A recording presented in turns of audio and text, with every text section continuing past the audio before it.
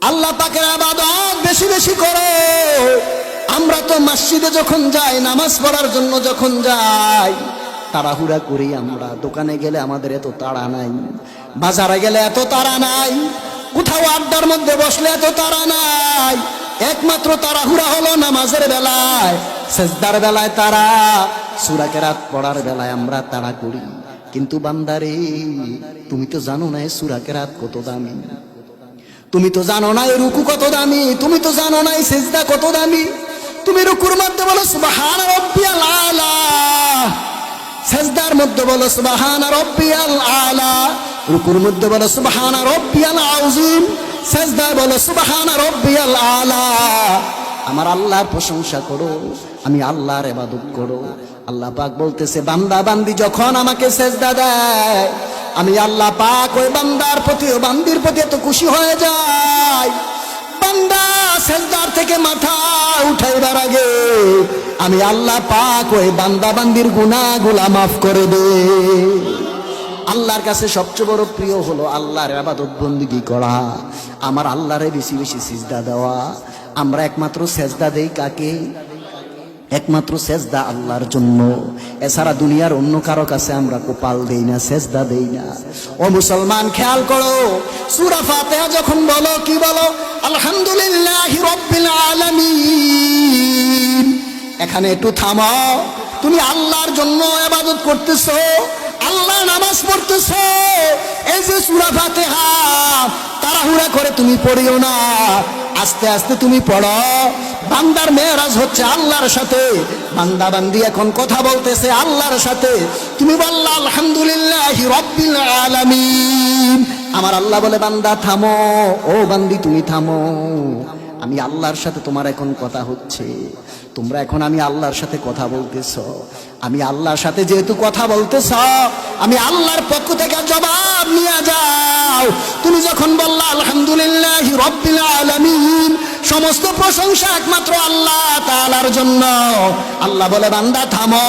তুমি যখন একটু থামো, আমার আল্লাহ বলে বান্দা জবাব নাও। আমার জবাবটা হচ্ছে আমি আল্লাহ তোমাদেরকে মাফ করে দিলাম।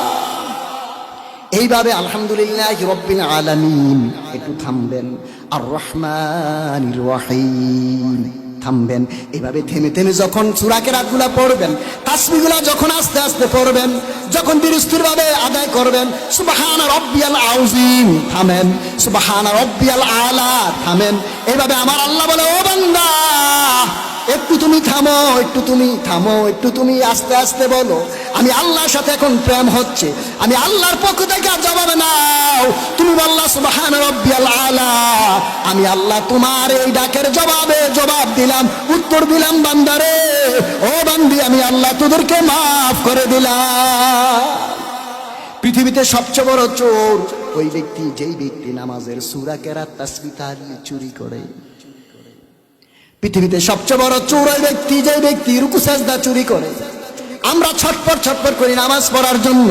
এই যে সামনে রমজান মাস আসতেছে, রমজান মাসে অনেকে তারাবির নামাজ পড়বে 5G গতিতে। কথা কি বুঝতেছেন? হ্যাঁ, 4G গতিতে, 5G গতিতে তারাবির নামাজ চলবে।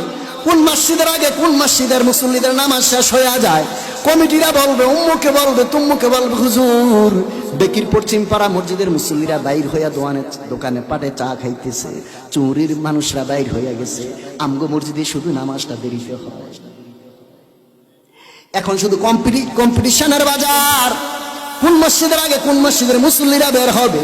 এই যে তারাবি শব্দের অর্থ হলো বিশ্রাম, তারাবি শব্দের অর্থ তাড়াহুড়া নয়, তারাবি শব্দের অর্থ জঙ্গি নয়। আস্তে আস্তে তারাবির নামাজ তুমি আদায় করো, বিশ্রাম করে করে তুমি তারাবির নামাজ আদায় করো। 4 রাকাত পড়ার পরে তুমি আবার আল্লাহর প্রশংসা করো, তাসবিহ পড়ো, সুবহানাজিল মুলকে আমরা পড়ি কি পড়ি না, এগুলা তুমি পড়ো। তুমি একটু আরাম করো, তুমি একটু আরাম করো। এইভাবে কিন্তু আমরা পড়ি না। যে মসজিদের ইমাম তাড়াহুড়া করে পড়ে, ওই মসজিদে যাই আমরা তারাবির নামাজ পড়ার জন্য। নামাজের বেলা আমাদের তাড়াহুড়া, দোকানে গেলে তাড়াহুড়া নাই, আমরা বিভিন্ন জলসায় গেলে আমাদের তাড়াহুড়া। বসে মানুষ দিনের নেসপতে কথা শুনবে, সেগুলোর মধ্যে নাই। না না, এই নামাজ পড়া যাবে না। যেই নামাজ আপনার আধা ঘন্টা 20 মিনিটে 25 মিনিটে তারাবি শেষ। এখন বেকির মুসলমানদের কাছে আমার একটা কথা, আমার একটা মেসেজ, এই মুহূর্তে এই বৎসর থেকে অতীতে যাই করছেন আর নাই করছেন, এই বৎসর থেকে অত্র অঞ্চলে যতটুক মাইকের আওয়াজ শোনা যায়, তত ইমাম সাহেবরা মাইকের আওয়াজ শুনতেছেন, আমরা কি তারাবির নামাজ জোরে সোরে পড়বো না আস্তে আস্তে পড়বো? কথা কি বুঝে আসছে? তাড়াহুড়া করে পড়বো না আস্তে আস্তে পড়বো? এই মানুষ খেয়াল করো, আল্লাহর ইবাদত বন্দেগী যদি সামান্য হয়, তুমি দেখতেছো সামান্য আমল, সামান্য আমলটা একদিন 2 দিন 3 দিন করতে করতে করতে করতে এক সময় তুমি যখন 50 বছর 80 বছর 100 বছর বাঁচবা, তুমি দেখবা আমল গুলা উহুদ পাহাড় পরিমাণ হয়ে গেছে। আস্তে আস্তে আস্তে আমল করতে করতে দেখবা এক সময় বিশাল হয়ে গেছে। এই যে প্রচন্ড শীতকাল, খেজুর গাছওয়ালা খেজুর গাছে আপনার ঘট বসায়, কলস দেয় খেজুরের রস পড়ার জন্য, 1 ফোঁটা 2 ফোঁটা 3 ফোঁটা করে পড়ে। প্রতিদিন দুপুর বেলা কলসটা দিয়ে আসে, পরের দিন সকালে গিয়ে কলসটা যখন গাছের থেকে যখন নামাইয়া আনে, আনার পরে দেখা যায় কলসটা ভর্তি হয়ে গেছে। একবারে তো এভাবে খেজুরের রসটা পড়ে নাই, 1 ফোঁটা 2 ফোঁটা 3 ফোঁটা করে পড়তে পড়তে কলসটা ভর্তি হয়ে গেছে। এমনি ভাবে তোমার আমার জিন্দেগি একটু একটু করে আমল করতে করতে করতে করতে। আরেকটা উপমা দেই, এই যে দেখো বাংলাদেশের মধ্যে পিঁপড়া আছে, পিঁপড়া দেখবা সামান্য সামান্য করে মাটি উঠাইতে উঠাইতে দেখবা এক সময় পিঁপড়া পাহাড়ের মতো বানিয়ে ফেলে। কি বলেন, কি বলেন? তদ্রুপভাবে আস্তে আস্তে এভাবে যদি ধীরস্থির ভাবে ইবাদত বন্দেগী যদি আপনার বেশি না হয়, কম হোক তবে ভালো হোক। কি বলেন? কম হোক তবে ভালো হোক। এইভাবে ভালোভাবে যখন ইবাদত বন্দেগী করবেন, দেখবেন এক সময় আমলগুলা আল্লাহ রাব্বুল আলামিন আমলগুলাকে বিশাল উহুদ পাহাড় পরিমাণের মতো বাড়াইয়া আমার আল্লাহ তোমাকে জান্নাতি বানাইয়া দিবে। ও মুসলমান, আল্লাহ পাকের জান্নাতে যাওয়া খুব সহজ, আবার আল্লাহ পাকের জান্নাতে যাওয়া খুব কঠিন। জান্নাতি নাজ নেয়ামতগুলা খাইও। এই যে এটা বেহেশতের বাগান, জান্নাতের বাগান, এইটা আমি খুশবাসের হুজুরের কথা নয়, এই কথা বলেছেন আমার মদিনার কামলিওয়ালা। সুবহানাল্লাহ বলেন। এইটা নবীজির নুরানি জবান শরীফের ঘোষণা, এটা খুশবাসের হুজুরের ঘোষণা নয়, এইটা মাওলানা ফয়জুল্লাহর ঘোষণা নয়, এইটা মদিনার নবী মদিনার ইউনিভার্সিটি থেকে ঘোষণা দিয়েছে। দুনিয়াতে যেখানে কোরআন শরীফের আলোচনা হয়, হাদিস শরীফের আলোচনা হয়, আল্লাহওয়ালাদের আলোচনা হয়, আল্লাহ পাকের আলোচনা হয়, নবীদের আলোচনা হয়, জিকিরের মাহফিল হয়, কোরআনের মাহফিল হয়, হাদিসের মাহফিল হয়, এইটা দুনিয়াতে আর সাধারণ জমিন থাকে না, এটা হয়ে যায় জান্নাতের বাগান, এইটা হয়ে যায় বেহেশতের বাগান। এই বেহেশতের বাগানে আসার বসার অনেক দাম। এই যে বেকির মুসলমান আপনারা যারা বসে আছেন, অনেক লোক দোকানে পাটে বাড়িতে ঘরে আছে কি নাই? আছে কি নাই? আছে। কত রঙের তামাশার ঘোড়া দৌড়াইতেছে, কত রঙের তামাশার ঘোড়া দৌড়াইতেছে বিভিন্ন জায়গায় আছে। ও বেকির মুসলমান, আগামী দিনও এই বেকি স্কুল মাঠে মাহফিলটার থাকবে না।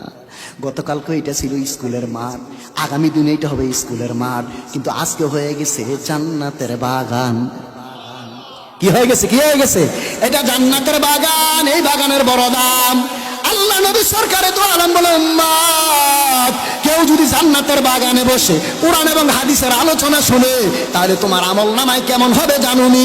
একটা মানুষ যদি লাগাতার 60 বছর নফল নামাজ পড়ে, 60 বছর যদি লাগাতার রোজা রাখে, ওই ব্যক্তির আমল নামায় যে সওয়াব হবে, জান্নাতের বাগানে বসে যদি কোরআন এবং হাদিসের আলোচনা শুনে, তার চেয়ে বেশি সওয়াব আমার আল্লাহ দান করবে। এই বাগান বড় দামি, এটা জান্নাতের বাগান। শুধু তাই নাই, এই মুহূর্তে যদি একটা লোক জান্নাতের বাগানে মারা যায়, ওয়াজ শোনা অবস্থায় মারা যায়, কোরআন হাদিস শোনা অবস্থায় যদি মারা যায়, আল্লাহ নবী বলে, ও দুনিয়ার মানুষ খেয়াল করো, এই লোকটা জান্নাতি হয়ে মারা গেল। জান্নাতের বাগানে সবার মরণ নসিব হয় না, মসজিদে সবার মরণ নসিব হয় না। হায় হায়, কি বলবো, আমার এলাকার একটা লোক, আমি যখন খুশবার জমির খা মসজিদে, যখন বাজারের মসজিদে জুম্মার নামাজ যখন পড়াইবার সময় সে ছিল আমার মুসল্লি। তারপরে আপনার বড়রা, আপনার সোলাপুকুরিয়া ভুইয়াবাড়ির মসজিদে, মাদ্রাসা মসজিদে দীর্ঘ 8 বছর জুম্মার নামাজ পড়াইলাম। জুম্মার নামাজ শেষ করে যখন বাড়িতে রওনা দিব, হঠাৎ করে আমার কাছে একটা ফোন চলে আসছে, হুজুর আমাদের এলাকার সর্দার সাহেব মসজিদে জুম্মার দিন জুম্মার নামাজ পড়ায় অবস্থায় মারা গেছে। কি অবস্থা? জোরে বলেন না, কি অবস্থায়? নামাজ অবস্থায় মারা গেছে। এই জন্য সবসময় দোয়া করবেন, আল্লাহ যখন তুমি আমার মরণ দিবা নামাজ অবস্থায় মরণ দিও, তুমি যখন মরণ দিবা রোজা অবস্থায় মরণ দিও, যখন তুমি মরণ দিবা আমার তাসবিহ পড়া অবস্থায় মরণ দিও, যখন তুমি আমার জন্য আজরাইল পাঠাইবা দুরূদ শরীফ পড়া অবস্থায় তুমি মরণ দিও। দুরূদ পড়া অবস্থায় আজরাইল পাঠাইও। আল্লাহ, আল্লাহর কাছে চাইতে হবে। এইভাবে যদি তাহাজ্জুদের সময় আল্লাহর কাছে চান, একদিন দুই দিন তিন দিন একদিন দেখবেন আপনার দোয়াটা আমার আল্লাহ কবুল করে নিয়েছে। সুবহানাল্লাহ বলেন। এই যে এখন প্রশ্ন খুঁজবাসের, হুজুর যদি আমরা নামাজ অবস্থায় মারা যায় আমাদের কি হবে? যদি আমরা রোজা অবস্থায় মারা যায় আমাদের কি হবে? এই তো সামনে রমজান মাস আসতেছে, অনেকের রোগ শোক বাইরে যাবে। যারা রোজা রাখার নিয়ত নাই, যাদের নিয়ত ঠিক নাই, অনেকের রোজা আসলে রোগ শোক বাইরে যায়, ঠিক কিনা? জোরে বলেন ঠিক কিনা? অনেকের পেটের ব্যথা বেড়ে যায়, পিঠের ব্যথা বেড়ে যায়, অসুস্থ হয়ে যায়, রোজা রাখতে চায় না, তাল বাহানা শুরু করে তারা। ও মুসলমান, তুমি যতই তাল বাহানা করো আমার আল্লাহ তোমার দিলের খবর জানে কি জানে না? জোরে বলেন জানে কি জানে না? আল্লাহ বলে, বান্দা আমি যা জানি তোমরা তা জানো না।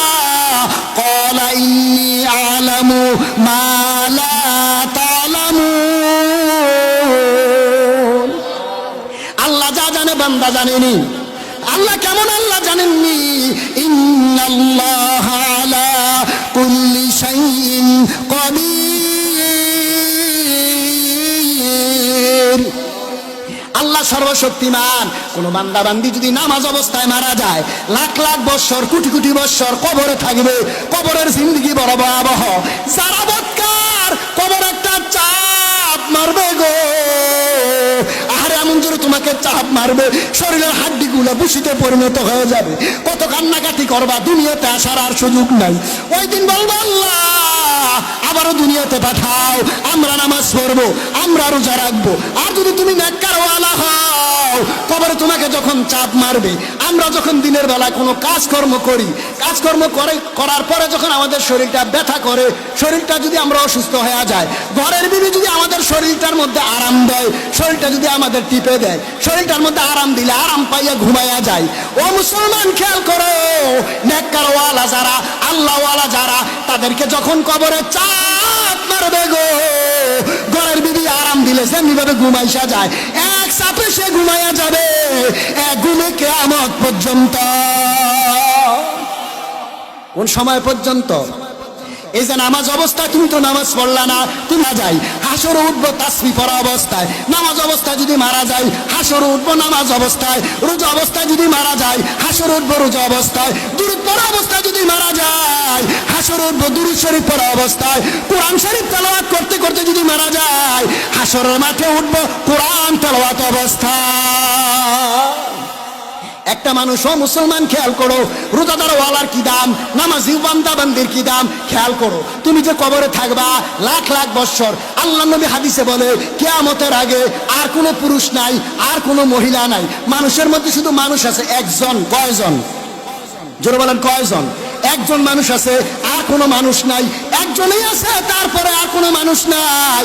একজনের রুহটা যখন মালাকুল মউত আজরাইল যখন কবজ করবে, কবজ করার পর এই লোকটা যে মারা গেল, এই লোকটা কবরে 50,000 বছর থাকার পরে আমার আল্লাহ দুনিয়া থেকে কিয়ামত দিবে। কত হাজার? কত হাজার? জোরে বলেন না, কত হাজার?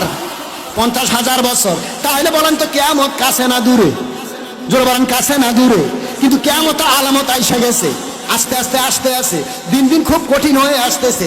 এই যে কোনো বান্দা বান্দি যদি নামাজ অবস্থায় মারা যায়, রোজা অবস্থায় মারা যায়, তাহলে আপনার হাসরের মাঠেও সে উঠবে নামাজ অবস্থায়। সেজদা অবস্থায় যদি মারা যায় হাসর উঠবে সেজদা অবস্থায়। রোজা অবস্থায় যদি মারা যায় হাসরের মাঠে সে রোজা অবস্থায় উঠবে। খুশি না বেজার? জোরে বলেন খুশি না বেজার? এ ইবাদত করার দরকার আসেনি? এই আবাদতের দাম আসেনি। আল্লাহর ওলিরা এগুলো তো শিক্ষা দেয়। আল্লাহর ওলিরা 5 ওয়াক্ত নামাজ শিক্ষা দেয়। 5 ওয়াক্ত নামাজের পাশাপাশি মাগরিবের পরে 6 রাকাত সালাতুল আওয়াবিনের নামাজের শিক্ষা দেয়। 6 রাকাত যারা আওয়াবিনের নামাজ যারা পড়বে, সহজ খুব নিয়ম, একবার সূরা ফাতিহা, 3 বার ইখলাস। পারেন তো? জোরে বলেন, পারেননি? আল্লাহ নবী বলে, যে ব্যক্তি মাগরিবের সুন্নত নামাজ শেষ করে 6 রাকাত আওয়াবিনের নামাজ পড়বে, আপনার সহজ নিয়ম একবার সূরা ফাতিহা, 3 বার ইখলাস, নফলে প্রতি রাকাতে একই সূরা পড়লে কোনো সমস্যা হয় না। ও মুসলমান, খেয়াল করো, যে ব্যক্তি মাগরিবের নামাজের পরে 6 রাকাত আওয়াবিনের নামাজ পড়বে, আল্লাহর নবী, মদিনার নবী ঘোষণা দেয়, এই বান্দা বান্দির জীবনে যে আমল করছে তার আমল নামার মধ্যে আপনার 12 বছরের সওয়াব আমার আল্লাহ লিখে দেয়। শুধু তাই না, আমার আল্লাহ মাগরিবের পরে 6 রাকাত আওয়াবিনের নামাজ পড়ার কারণে আমার আল্লাহ পাক 12 বছরের গুনাহ মাফ করে দেয়। কয় বছর? কয় বছর? আরেক হাদিস শরীফে আছে শুধু 12 বছর নয়, 6 রাকাত নামাজ পড়বে, 6 রাকাতের বিনিময়ে আমার আল্লাহ 60 বছরের গুনাহগুলো মাফ করে দেয়। খুশবাসের হুজুর তো এগুলাই বলে, কাঠালিয়ার হুজুর তো এগুলাই বলে, মাঝবান্ডার হুজুরাতে এগুলাই বলে, কালিয়াপুরিয়াতে এগুলাই বলে, চাঁদপুরিয়াতে এগুলাই বলে, ঠিক কিনা? আল্লাহর ওলিয়াতে এই সমস্ত কথাই বলে। আল্লাহর ওলিরা আসছে পৃথিবীতে আপনাদের আমাদেরকে আমল বাতলাইয়া দেওয়ার জন্য। এই রাস্তা ভালো, এই রাস্তা খারাপ, এই রাস্তা যাইও না, এই রাস্তা গেলে বিপদ আছে, এই রাস্তা গেলে তোমার জন্য ভালো, এই রাস্তায় ঢাকা গেলে সহজ হবে, এই রাস্তায় ঢাকা গেলে সহজ হবে। আল্লাহ পাককে যদি পাইতে হয়, নবীকে যদি পাইতে হয়, ইহদিনাস সিরাতাল মুস্তাকিমের মধ্যে চলো, এটা হলো সরল সহজ পথ। আর এই পথটা কেমন পথ? এই পথটা ওই পথ, ইন্নান নাবিয়িনা ওয়া সিদ্দিকিনা ওয়া শুহাদা ওয়া সলিহিন। নবী, সিদ্দিক, শুহাদা, সলিহিন। সলিহিন মানে আল্লাহর ওলিরা। এই জন্য কবি বলেছেন, চালাও সে পথে যে পথে তোমার প্রিয়জন গেছে চলি। ওই প্রিয়জন কারা? ওই প্রিয়জন হলো নবীরা, ওই প্রিয়জন হলো সিদ্দিকরা, ওই প্রিয়জন হলো শহীদরা, ওই প্রিয়জন হলো শুহাদারা, ওই প্রিয়জন হলো আল্লাহর ওলিরা। একবার আওয়াজ দিয়ে বলা যাবে কি আল্লাহু আকবার? ওই পথ অলিদের পথ। কার পথ? এই বেকিবাসী শোনো, এই যে আমাদের বাংলাদেশের মধ্যে ইসলাম প্রথম আনছে কারা? জোরে বলেন, জোরে বলেন, কারা? বাংলাদেশের মধ্যে ইসলাম আনছে আল্লাহর ওলিরা। আর এখন আমরা আল্লাহর ওলিদের বিরোধিতা করি, কম না বেশি? শাহজালাল ইয়ামানি রহমতুল্লাহ আলাইহি 360 আউলিয়াগণ, ওনারাই দেশে ইসলাম আনছে। কোন নবী রাসূল তো এই দেশে জাহিরি ভাবে আসা হয় নাই। আল্লাহর ওলিদের দেওয়া ইসলাম, সেই ইসলাম থেকে আমরা এখন দূরে চলে গেলাম। সে ওলিদের বিরুদ্ধে কথা হয়, সে মাজারের বিরুদ্ধে কথা হয়। আমরা সুন্নি জামাতের লোক কখনো মাজারে সেজদা দেই না, আমরা মাজার জিয়ারত করি। বলেন ঠিক কিনা? আমরা কি সেজদা দেই না জিয়ারত করি? জোরে বলেন, সেজদা না জিয়ারত? আমরা জিয়ারত করি। জিয়ারত করা সুন্নাত। জিয়ারত করা কি? এখন বর্তমানে কিছু ভাইয়েরা বাইর হয়ে গেছে, ইউটিউব বক্তা যারা বড় বড় ডিগ্রি নেয়, তারাও বহুত দিন পরে বুঝে আসছে এখন মাজার জিয়ারত করা যায়, মাজার জিয়ারত করা সুন্নত, কবর জিয়ারত করা সুন্নত। একবার আওয়াজ দিয়ে বলা যাবে কি আল্লাহু আকবার? এখন তারা স্বীকার করতে বাধ্য যে মাজার জিয়ারত করা এটা সুন্নত, কবর জিয়ারত করে এটা সুন্নত। বুঝতে হবে মুসলমান, খেয়াল করে একটু, এই জিয়ারতের দ্বারা কি হয়? এই জিয়ারতের দ্বারায় বান্দা বান্দি যারা আমরা আছি, আমাদের আল্লাহ পাকের ভয় বেশি ভিতরে পয়দা হয়, কবরের বেশি ভয় বেশি পয়দা হয়। আল্লাহ নবী এই জন্য বলছে, ও আমার উম্মতের দল, তোমরা বেশি বেশি করে কবর জিয়ারত করো। সুবহানাল্লাহ কোন? আমরা কবর কি করি? মাজার কি করি? না সেজদা দেই? আমরা সেজদা দেই না। সেজদা দেই একমাত্র কাকে? জোরে বলেন, কাকে? ও মুসলমান, দেখেন মুসলমান, খেয়াল করো, বড় বড় ডিগ্রি নিয়ে বিদেশ থেকে আসতে আসে, বড় বড় ডিগ্রি যেমন নিছে, ভুলে করে বড় বড় ডিগ্রিও বড়, ভুলও বড়। তোমার কে বলছে এত পড়াশোনা কইরা তুমি 3 ঘন্টার বয়ানে খুশবাসের হুজুরদের নবীর বিরুদ্ধে কথা বলে না, আপনার মাইজবান্ডার হুজুরদের নবীর বিরুদ্ধে কথা বলে না, কাঠালিয়ার পীরদের নবীর বিরুদ্ধে কথা বলে না, সোনাকান্দার হুজুরদের নবীর বিরুদ্ধে কথা বলে না, জয়পুরের হুজুরদের নবীর বিরুদ্ধে কথা বলে না, সারসিনার হুজুরদের আপনার নবীর বিরুদ্ধে কথা বলে না। তুমি এমন কি লেখাপড়া করলা তোমার জবান দিয়া নবী বিরোধী কথা বাইরে হয়? একবার আওয়াজ দিয়ে বলা যাবে কি নাউজুবিল্লাহ? আমরা কি নবীর পক্ষে আছে কি নাই? জনগণ আছে কি নাই? ওলিদের পক্ষে আছে কি নাই? মৃত্যু পর্যন্ত থাকার জন্য আল্লাহ তৌফিক দেয়, কোন আমিন।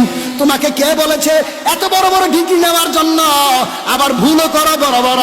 এই জন্য খেয়াল করেন, আল্লামা শায়েখ নুরুল ইসলাম ফারুকী রাহিমাহুল্লাহ তিনি বলেছেন, ও দুনিয়ার মানুষ শোনো, নবীর পক্ষে থাকিয়া যদি, নবীর পক্ষে যদি কথা বলো, আশেকে রাসূল যদি হও, নবীর বিপক্ষে যদি তুমি কথা না বলো, তুমি যদি খেত খামারও কাম করো, তুমি যদি রিক্সা ড্রাইভারও হও, তুমি যদি ভ্যান চালকওয়ালা যদি হও, তুমি যদি দিন মজুরও হও, তুমি যদি কৃষকও হও, তোমার পায়ের জুতাটা আমি নুরুল ইসলাম ফারুকী মাথায় নিতে রাজি। আর যে ব্যক্তি নবীর বিরুদ্ধে কথা বলে তাকে গোনার টাইম আমাদের নাই।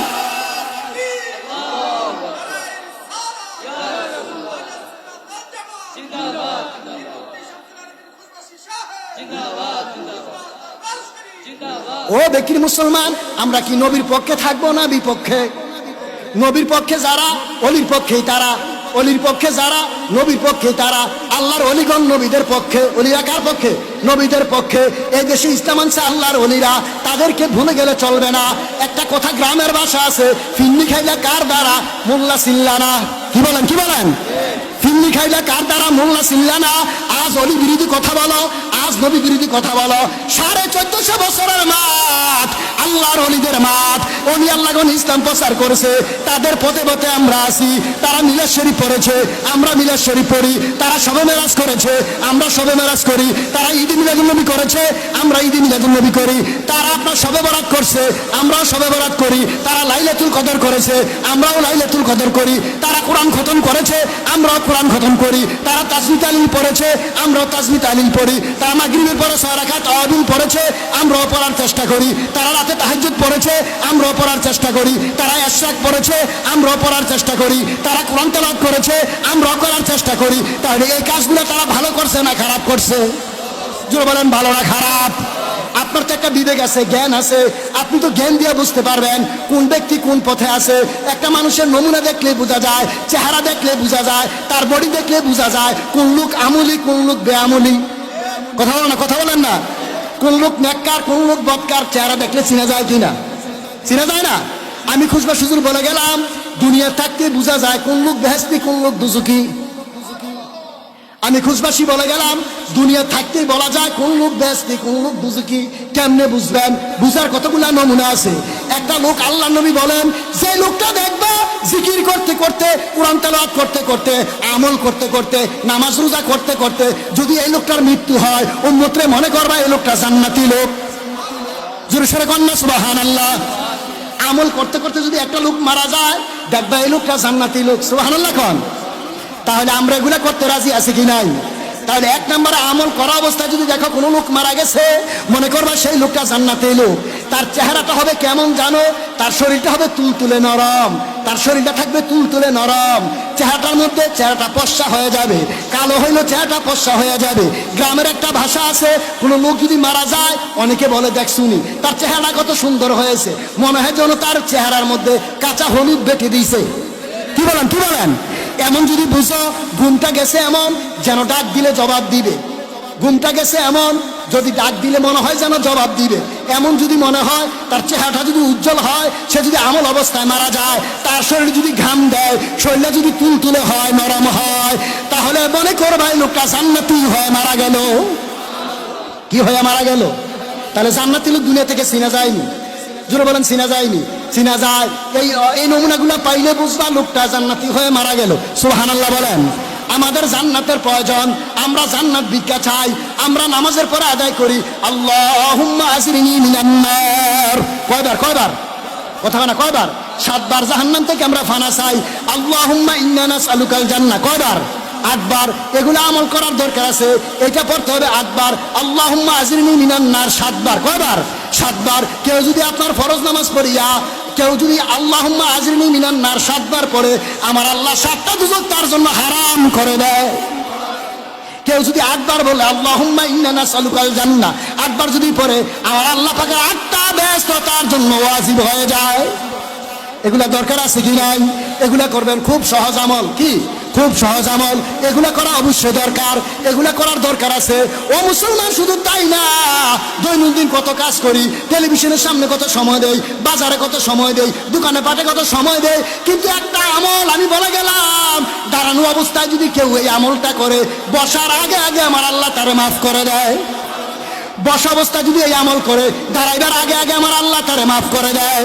আমলটা কি বেশি কঠিন নয়? সুবহানাল্লাহি ওয়ালহামদুলিল্লাহি ওয়ালা ইলাহা ইল্লাল্লাহু ওয়াল্লাহু আকবার ওয়ালা হাওলা ওয়ালা কুওয়াতা ইল্লা বিল্লাহ। কোন ব্যক্তি যদি দাঁড়ানো অবস্থায় আমল একবার করে, একবার যদি এই কালেমাটা পড়ে, বসার আগে আগে আমার আল্লাহ তাকে মাফ করে দেয়।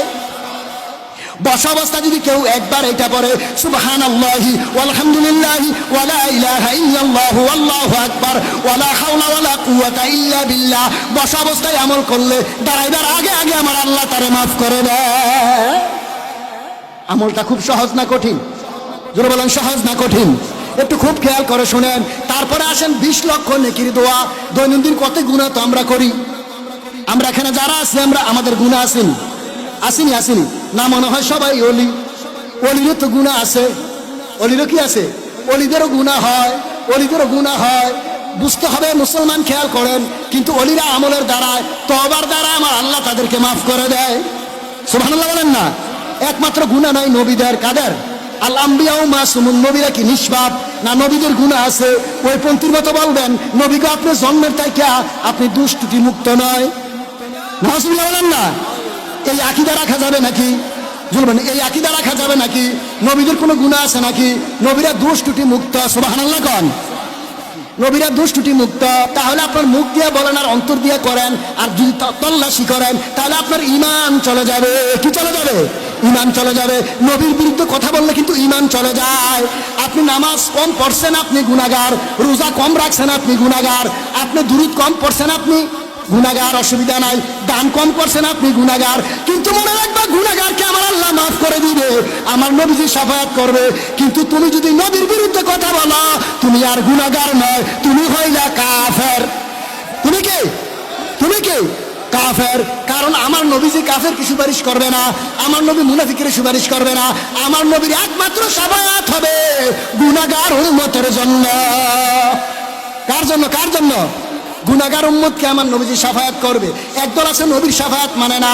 নবীর শাফায়াত তো মানো না কেন?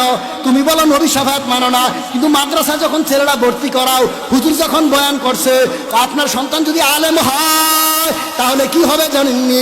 আপনার বংশধর মধ্যে 70 জন জাহান্নামী হয়। 70 জন জাহান্নামীকে একজন আলেম আল্লাহর জান্নাতে নিয়ে যাবে। এই ওয়াজ আম করছে বেশি করে না কম করে? কথা কয় না? কথা কয় না? একটা পোলা মাদ্রাসা দেন, একটা মাইয়া মাদ্রাসা দেন, এই ওয়াজ কি তারা বেশি করে না কম করে? যেরকম না, কম না বেশি? একজনে কয়জন নিব? একজন আলেম কয়জন? আল্লামা রুমি রহমতুল্লাহ এই কথাটা বলেন, ইলমে আবুদ পেশে রব্বুল আলামিন বুরহানাতে মাদারা দারে ইয়াউমিদিন। ইলমে আদারে তঞ্জারে তুই আর সুদ, ইলমে আদারে দিজারে তোমার সুদ। কোন? আল্লাহু আকবার। আলেম কে জানেননি? হাসরের মাঠ যখন কায়েম হয়ে যাবে, আপনার আওলাদের মধ্যে 70 জন জাহান্নামী আছে। ওই আলেম, এমন আলেম, আল্লাহর সাথে তারা সেই দিন আপনার তর্ক করবে। কার সাথে? আল্লাহর সাথে তর্ক করে কি কেউ টিকতে পারবে? কথা কয় না? কথা কয় না? সুযোগ আসেনি। আল্লাহর সাথে কেউ ভাঁজ করে কি টিকতে পারবে? আল্লাহর বিরুদ্ধে কি কেউ টিকতে পারবে নাকি? ফেরাউন টিকছিনি, নমরুদ টিকছিনি। কিন্তু আলেম কারা? ওই আলেমরা হাসুর দিন আল্লাহর সাথে তর্ক করবে, আল্লাহর সাথে সেদিন মুনাজারা করবে, আল্লাহর সাথে তারা সেদিন বাহাস করবে। আমার আল্লাহ কি বলবে? আল্লাহ, তোমার নবী বলেছে একজন আলেম 70 জন জাহান্নামীকে জান্নাতে নিয়ে যাবে। আমরা তো সেই আলেম। আলেম কে জানেননি? এমন আলেম যে আলেম গুরুস্থানের সামনে দিয়ে হেঁটে গেলে 40 দিন কবর আযাব মাফ হয়ে যায়। কয়দিন? তাহলে আলেম কেমন আলেম? সাহাবায়ে কেরাম জিজ্ঞাসা করছে, নবী গো, আগে জান্নাতে যাবে কে? আল্লাহ নবী বলছে আলেম। তারপরে কে? কো আলেম। তারপরে কে? কেউ আলেম। সাহাবীরা খুশি। তারপরে জিজ্ঞাসা করে, ইয়া রাসূলুল্লাহ, আগে জাহান্নামে যাবে কে? আল্লাহ নবী বলতেছে আলেম। তারপরে কে? কো আলেম। তারপরে কে? আলেম। 3 বার বলছে আলেমরা আগে জান্নাতে যাবে, 3 বার বলছে আলেমরা আগে জাহান্নামে যাবে। এখন দেখিবাসীর কাছে প্রশ্ন, কোন আলেমরে মানবা, কোন আলেমরে ছাড়বা, কারে ধরবা, কারে ছাড়বা? তোমার জ্ঞান আছে কি নাই? জোরবান আছে কি নাই? তা আলেম কেমন আলেম? ইলমে আবুদ পেশে রব্বুল আলামিন বুরহানাতে মরদারা দারে ইয়াউমিদিন ইলমে আদারে তুমজারে তো ইয়ারে শুদ ইলমে আদারে দিজারে তোমার শুদ। আলাম ওই ব্যক্তি যে ব্যক্তি আল্লাহর দরবারে চেহারা করে করে 70 জন জাহান্নামীকে আল্লাহর জান্নাতে পৌঁছায়া দিবে। তাহলে আলেমরা সুপারিশ করবে কি করবে না?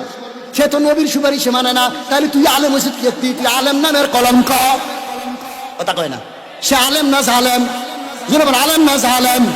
নবীর সাফা যদি সে না মানে তাই সেও তো পারবে না 10 জন আপনার 70 জন জাহান্নামীরে জান্নাতে নেওয়ার। তারপরে আসেন হাফেজে কোরআনের বেলা, যারা সঠিক হাফেজে কোরআন তারা 10 জন জাহান্নামীকে আল্লাহর জান্নাতে নিয়ে যাবে। কয়জন? 10 জন, যাদের জন্য জাহান্নাম নিশ্চিত। এই সমস্ত 10 জন জাহান্নামীকে আল্লাহর জান্নাতে নিয়ে যাবে। আর যারা আল্লাহ ওয়ালা নবী ওয়ালা, যারা আল্লাহর ওলি, তারা শত শত জাহান্নামীকে জান্নাতে নিয়ে যাবে। তাহলে তাদের দাম আসেনি। এই ওয়াজ তো তোমরা মানো, তোমরা তো হাদিস পড়ো, হাদিস পড়েও তো নবীর শাফায়াত মানে না। এখন আমাদের পরিষ্কার হয়ে গেল, আমরা এখন বুঝতে পারছি ওরা আলেম নয়, ওরা আসলে মূলত জালেম। মূলত কি? জালেম। তারা নবীর শাফায়াত মানে না। আরে বেটা, তুইও তো শাফায়াত করতে পারবি, মসজিদের মুয়াজ্জিনও তো শাফায়াত করতে পারবে। মসজিদের মুয়াজ্জিন বলবে, আল্লাহ আমি যখন দেখি মসজিদে আজান দিতাম, আজান দেওয়ার সঙ্গে সঙ্গে অমুক ব্যক্তিরা নামাজে আসতো, তখন হাসর দিনে আল্লাহ যখন মুয়াজ্জিনে বলবে, ও মুয়াজ্জিন জান্নাতে যাও, ও ইমাম জান্নাতে যাও, ও পীর সাহেব জান্নাতে যাও, ও ওলি জান্নাতে যাও, ওরা বলবে না না না, একা আমি জান্নাতে যাব না। কি তোমার আরজি? কি তোমার সমস্যা? আমি একা কেন জান্নাতে যাব? আমি যখন দেখি মসজিদে আজান দিতাম, আজান শোনার পর অনেক লোক মসজিদে এসে নামাজ পড়তো, আমি আমার মুসল্লিদেরকে ছাড়া আমি আজকে জান্নাতে যাব না। সুবহানাল্লাহ বলেন না? ইমামকে বললে জান্নাতে যাও, ইমাম সব বলবে আমি যাব না। কই কেন? আমার পেছনে যারা নামাজ পড়ছে, যারা ইত্যাদাই তু বেহাজাল ইমাম বলছে, আমার যারা মুসল্লি ছিল, আমি আমার মুসল্লিদেরকে নিয়ে আল্লাহর জান্নাতে যাব। একটু দূরে সরে পড়ে আল্লাহুম্মা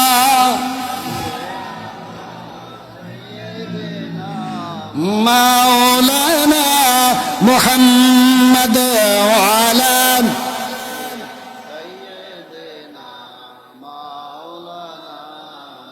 ও বেকির মুসলমান, চুরির মুসলমান, আপনাদের কষ্ট হচ্ছে নাকি? বলবেন কষ্ট হইতেছে নাকি? একটু শোনো, যতক্ষণ পর্যন্ত তুমি আলোচনা শুনবা তোমার আমলনামায় কেমন সওয়াব তুমি জানোনি। এখানে 2টা দিক আছে। এক দিক হলো যতক্ষণ জান্নাতের বাগানে বসে থাকবা, কোরআন হাদিসের আলোচনা শুনবা, 60 বছর নফল নামাজ পড়লে, 60 বছর নফল রোজা রাখলে যে সওয়াব, তার চেয়েও বেশি সওয়াব। আরেকটা সওয়াব আছে, কি সওয়াব জানোনি? হক্কানি আল্লাহওয়ালা যারা ওলি গাউস কুতুব পীর মাশায়েখ আল্লাহওয়ালা যারা, তাদের চেহারার দিকে তাকাইলে আমার আল্লাহ 1000 বছর নফল ইবাদত করলে যে সওয়াব, আল্লামা রুমি রহমাতুল্লাহ আলাইহি বলে তার চেয়ে বেশি সওয়াব। হক্কানি আলেমের চেহারার দিকে তাকাইলেও কি? কথা কয় না? কোরআন শরীফ পড়তে যদি নাও পারেন, কোরআন শরীফের দিকে তাকাইলে সওয়াব, খোদার ঘরের দিকে তাকাইলেই সওয়াব, আব্বা আম্মার দিকে তাকাইলে সওয়াব। এমন কিছু কিছু বিষয় আছে যেগুলোর দিকে তাকাইলে সওয়াব। সুবহানাল্লাহ কোন? কিছু পড়া লাগবে না, তাকাইলে কি সওয়াব। আলেম ওলামাদের দিকে চেহারার দিকে তাকাইলে, আল্লাহওয়ালাদের চেহারার দিকে তাকাইলে সওয়াব। সুবহানাল্লাহ বলেন। খোদার ঘর খানে কাবা, কোনো ব্যক্তি যদি খোদার ঘরের দিকে মায়ার নজরে, মুহাব্বতের নজরে যদি কেউ তাকায় খোদার ঘর বাইতুল্লাহর দিকে, আল্লাহ নবী বলে, উম্মত শুনো, তোমার প্রতি আমার আল্লাহ সঙ্গে সঙ্গে 120টা রহমত নাজিল করে। কয়টা? আল্লাহর ঘরের দিকে সওয়ার দরকার আসেনি। আল্লাহর ঘর হচ্ছে আমাদের নামাজের কাবা। কিসের কাবা? জোরে বলেন, কিসের কাবা? খোদার ঘর বাইতুল্লাহ হলো আমাদের নামাজের কাবা, আমাদের আমলের কাবা। আর ইমানের কাবা হলো নবী মুহাম্মদুর রাসূলুল্লাহ। নামাজের কাবা হলো মক্কাতুল মুকাররমা, আর ইমানের কাবা হলো মদিনাতুল মুনাওয়ারা। এটা মানতে হবে। এই জন্য ইমাম সাহেবদেরকে যারা ভালোবাসবেন, মহব্বত করবেন, ইমামদের সাথে মুসাফা করবেন। আমরা অনেক সময় মুসাফা করি সামান্য একটু, এই যে সামান্য হাত লাগাইয়া দিই, এইভাবে আমরা মুসাফা করি। আমাদের অতিথি সাহেব একটু হাতটা দেন, এই যে দেখছেন কিভাবে ধরছি, এইভাবে মুসলমানদের সাথে মুসলমান সালাম দেওয়ার পরে এভাবে মুসাফা করতে হয়। একটু লাগাইলে হবে না, কেউ একটু লাগায়। এইভাবে দুইজনরে আপনার জড়ায়া ধরতে হবে। জড়ায়া ধরে যদি বলে ইয়াগফিরুল্লাহু লানা ওয়া লাকুম, এইভাবে যদি সে দোয়াটা পড়ে, আল্লাহ নবী বলে আমার আল্লাহ উভয়জনের উপর রহমত নাজিল করে, উভয়জনের গুনাহগুলো মাফ করে দেয়। দোয়া পড়তে হবে না শুধু হাত লাগাইবেন? কথা কয় না, কথা কয় না? দোয়া পড়বেন না শুধু হাত লাগাইবেন? এগুলা করবেন। ও মুসলমান খেয়াল করো, এইভাবে যদি মুসাফা করো আল্লাহ পাক তোমার গুনাহগুলা মাফ করে দেয়, তোমার উপর রহমত বর্ষণ নাজিল করে। এক মুসলমান আরেক মুসলমানকে দেখলে সালাম দিবা, কি দিবা? সালাম দিবা। এগুলা খেয়াল রাখতে হবে। এবার মসজিদের ইমাম কত দামি চিন্তা করেন, আল্লাহওয়ালারা কত দামি, নবীওয়ালারা কত দামি, পীর মাশায়েখগণ কত দামি, একটাবার খেয়াল করেন। আল্লাহ রাব্বুল আলামিনকে হযরত ইব্রাহিম বিন আদহাম রাহিমাহুমুল্লাহ খোদার ঘরে যাইয়া ইবাদত করে, আর আমার আল্লাহরে ডাকে, আল্লাহ আমি ইব্রাহিম বিন আদহামের সাথে কে জান্নাতে থাকবে? সুবহানাল্লাহ কোন? উনি একজন ওলি। উনি কি? উনি কি ওলি? কেমন ওলি, কিভাবে ওলি হয়েছে? তিনি ছিল আপনার বাদশা। তিনি ছিল কি? বাদশা। তিনি ছিল বাদশা। কিভাবে তিনি ওলি হইলেন? একদিন তিনি সফরে গেলেন। সফরে যাওয়ার পর সফর থেকে আইসা দেখে ওনার কর্মচারীরা ওনার রাজকীয় প্রাসাদের মধ্যে, আপনার ওনার কর্মচারীটা, ওনার কাজের লোকটা ওনার বিছানার মধ্যে একটু ঘুমাইয়া রইছে। কি করছে? ঘুমাইয়া রইছে। বিছানার মধ্যে একটু ঘুমাইয়া রইছে। বিছানার মধ্যে যখন ঘুমাইছে, বাদশা যখন আইসা দেখছে কর্মচারী ঘুমায়, কামলায় ঘুমায়, বাদশার মেজাজ কি গরম না ঠান্ডা? কথা কয় না? গরম না ঠান্ডা? বাদশার মেজাজটা গরম হয়ে গেল। বাদশা বা ডাক দিল, এ জল্লাদ এদিকে আসো। তাকে নিয়ে সুন্দর করে 100টা বেত্রাঘাত করো, 100টা চাবুক মারো। 100টা চাবুক মারা শেষ। কর্মচারী কাঁদে না, কামলায় কাঁদে না, সে হাসতেছে। জল্লাদে তাকে আঘাত করতেছে। কিছুক্ষণ পরে যখন বাদশার সামনে গেছে, সামনে যাওয়ার পর বাদশার এবার দেখে সে কান্দা দিছে। সুবহানাল্লাহ কোন? কিছু যদি বাচ্চাদেরকে দেখবেন, কেউ যদি মারে অনেক সময় কান্দে না, আব্বা আমার সামনে যায় কান্দা দেয়। কি কন, কি কন, কি কন? আমার মুখে মারছে, বাদশার সামনে যায় কান্দা দিছে। বাদশা ডাক দিয়ে বলে, কর্মচারী রে, তোমাকে জল্লাদে 100টা বেত্রাঘাত করলো, ওই সময় তুমি কাঁদলা না, এখন তুমি কেন কাঁদো? তুমি কেন কাঁদতে আসো? এবার কর্মচারী ডাক দিয়ে বলে, বাদশা আমার জন্য আমি কান্দি না, মারছে যে জন্য আমি কান্দি না, আমি কাঁদতেছি আপনার জন্য। কার জন্য? কথা বলো না, কার জন্য? আমার জন্য কাঁদার কারণ কি? মারছে এই জন্য কাঁদো। এইটা না করবা তুমি, আমার জন্য কাঁদার দরকার কি? ও বাদশা কেন কাঁদি জানেননি? দুনিয়ার সামান্য আপনার রাজকীয় প্রাসাদের মধ্যে সামান্য সময় আমি একটু ঘুমাইছিলাম, আমি চাইলাম এই বিছনাটার কত আরাম, আমি একটু আরাম পাই, একটু ঘুমাইসা গেছে। আমি সামান্য কতক্ষণ ঘুমাইবার কারণে যদি আমার 100টা বেত্রাঘাত করা হয়, আপনি যে সারা জীবনভর আল্লাহর দেওয়া বিছানার মধ্যে দুনিয়াতে ঘুমাইলেন, এই যে দুনিয়াতে চলাফেরা করলেন, আপনি তো দুনিয়ার বিছানায় ঘন্টা নয়, সেকেন্ড নয়, মিনিট নয়, সপ্তাহ নয়, বছর কি বছর আপনি আল্লাহর জমিনে ঘুমাইলেন। আপনার যে কবর কি অবস্থা হবে, ফেরেশতারা আপনারে কত আঘাত করবে, আমি এইটা নিয়ে চিন্তা করতেছি। আমি সামান্য সময় ঘুমাইলাম, এই জন্য যদি আমার এত আঘাত হয়, তাহলে আপনি যে এত হাজার বছর, আপনি যে এত শত বছর এই যে দুনিয়ার বিছানার মধ্যে ঘুমাইলেন, আপনারা কত চাবুক যে ফেরেশতারা মারবে। বাদশা আবার কেঁদে দিলেন, কাইদা আবার বলতেছে, আল্লাহ আমার তো উপায় নাই, উপায় নাই, হায় হায় করে ঘর থেকে বাইর হয়ে গেছে। ঘর থেকে বাইর হয়ে আল্লাহর ভয় পয়দা হয়ে গেছে। এবার ওনার ঘর থেকে বাইর হইয়া এবার তিনি আল্লাহওয়ালা হইয়া আল্লাহর প্রতি জীবনটা ব্যয় করা শুরু করছে। সুবহানাল্লাহ বলেন। আমি শেষ করে দিচ্ছি, একটু খেয়াল করেন। এই ইব্রাহিম বিন আদহাম খোদার ঘরের সামনে যায় ইবাদত করে, আর আল্লাহকে বলে, ও আল্লাহ আমার সাথে বেহেশতে কে থাকবে? তো তোমার সাথে বেহেশতে থাকবে কে জানুনি? তোমার সাথে বেহেশতে থাকবে একটা লোক, যে লোকটা মাত্র সাধারণ। কি লোক? রাখাল। কি করে? রাখাল, গরু চড়ায়, ছাগল চড়ায়, একটা সাধারণ লোক। বাদশা ইব্রাহিম বিন আদহাম বলে, মালিক সে কোথায়? ও সে পাহাড়ি এলাকায় আছে, জঙ্গলে আছে, সেখানে যাও। গিয়ে দেখতেছে ওই রাখালওয়ালা ধ্যান করে করে আল্লাহর জিকির করতেছে, আল্লাহ আল্লাহ আল্লাহ আল্লাহ আল্লাহ আল্লাহ আল্লাহ আল্লাহ, আমার আল্লাহ জিকির করতেছে। কিছুক্ষণ পরে যখন ধ্যানটা সরে গেল, যখন চোখটা খুললেন, চোখ খুলে দেখতেছে ইব্রাহিম বিন আদহাম রাখাল আবার সালাম দিতেছে, দুজন দুজনকে সালাম দিতেছে। এবার ইব্রাহিম বিন আদহাম বলতেছে, হে রাখাল ভাই, তুমি আমার চিনুনি, আমি কে? আমি তোমাকে চিনি। তুমি কে? জমানার সবচেয়ে বড় পীর, জমানার সবচেয়ে বড় কুতুব ইব্রাহিম বিন আদহাম। তুমি আমার কিভাবে চিনলা? তুমি আমার দরবারে আসার আগে, জঙ্গলে আসার আগে আমার আল্লাহ আমারে বইলা দিছে, তোমার দরবারে জমানার কুতুব আসতেছে ইব্রাহিম বিন আদহাম। ও তুমি জানোনি তুমি কার সাথে বেঁচে থাকবা? আমি আপনার সাথে বেঁচে থাকবো। এটা কিভাবে জানলা? আমার আল্লাহ জানাইয়া দিছে। তোমার কি এমন আমল যে আমলের কারণে আমার সাথে বেঁচে থাকবে? আমার তেমন কোনো আমল নাই, আমার দুইটা মাত্র আমল। কি আমল? এক আমল হচ্ছে আমার যখন অজু ছুটে যায় সঙ্গে সঙ্গে আমি অজু করি, এটা হলো একটা আমল। আর একটা আমল হলো আমি রাতের বেলা যখন তাহাজ্জুদ পড়ি, তাহাজ্জুদ পড়িয়া দোয়া করি, আল্লাহ জমানার কুতুব ইব্রাহিম বিন আদহামের নাম শুনছি, আমারে যদি তুমি জান্নাত দাও, জমানার কুতুব ইব্রাহিম বিন আদহামের সাথে আমারে জান্নাত দিও। এই জন্য যে যে পীরের মুরিদ নামাজে দোয়া করবেন, আল্লাহ আমার পীরের সাথে আমার জান্নাত দিও, আমার ইমামের সাথে আমার জান্নাত দিও, আমার নেতার সাথে আমার জান্নাত দিও, যেটা দুনিয়াবি নেতা না, যেটা পরকালের নেতা। কি বলেন? কি বলেন? এইভাবে এই আমলগুলা করবেন। আমি শেষ করে দিতেছি আর একটা আমল। আপনার দৈনন্দিন গুনাহ তো আমরা সবাই করি, কিন্তু গুনার ফাঁকে ফাঁকে আমল করার দরকার। কোন লোক যদি দৈনন্দিন আপনার ফজরের পরে, ফজরের ফরজ নামাজ পড়িয়া যদি একবার এই কালেমা পড়ে, আশহাদু আল্লা ইলাহা ইল্লাল্লাহু ওয়াহদাহু লা শারীকা লাহু লাহুল মুলকু ওয়া লাহুল হামদু ওয়া হুয়া আলা কুল্লি শাইইন কাদির, কেউ যদি একবার এই কালেমা পড়ে, আমার আল্লাহ পাহাড় পরিমাণ, সমুদ্রের ফেনা পরিমাণ গুনাহ যদি তার থাকে, সঙ্গে সঙ্গে বান্দা বান্দিরে মাফ করে দেয়। এটার পাশাপাশি আরেকটা কালেমা, আশহাদু আল্লা ইলাহা ইল্লাল্লাহু ওয়াহদাহু লা শারীকা লাহু আহাদান সামাদান লাম ইয়ালিদ ওয়া লাম ইউলাদ ওয়া লাম ইয়াকুন লাহু কুফুয়ান আহাদ। কেউ যদি এই কালেমা একবার ফজরের ফরজ নামাজ পড়িয়া যদি পড়ে, আল্লাহ পাক তার আমলনামায় 20 লক্ষ নেকি দান করে। কয় লক্ষ? কয় লক্ষ? 20 লক্ষ নেকি দান করে। আর ও দেখির মুসলমান, হাঁটতে বইতে চলতে ফিরতে জিকির করবেন। লা ইলাহা ইল্লাল্লাহর জিকির কি জিকির?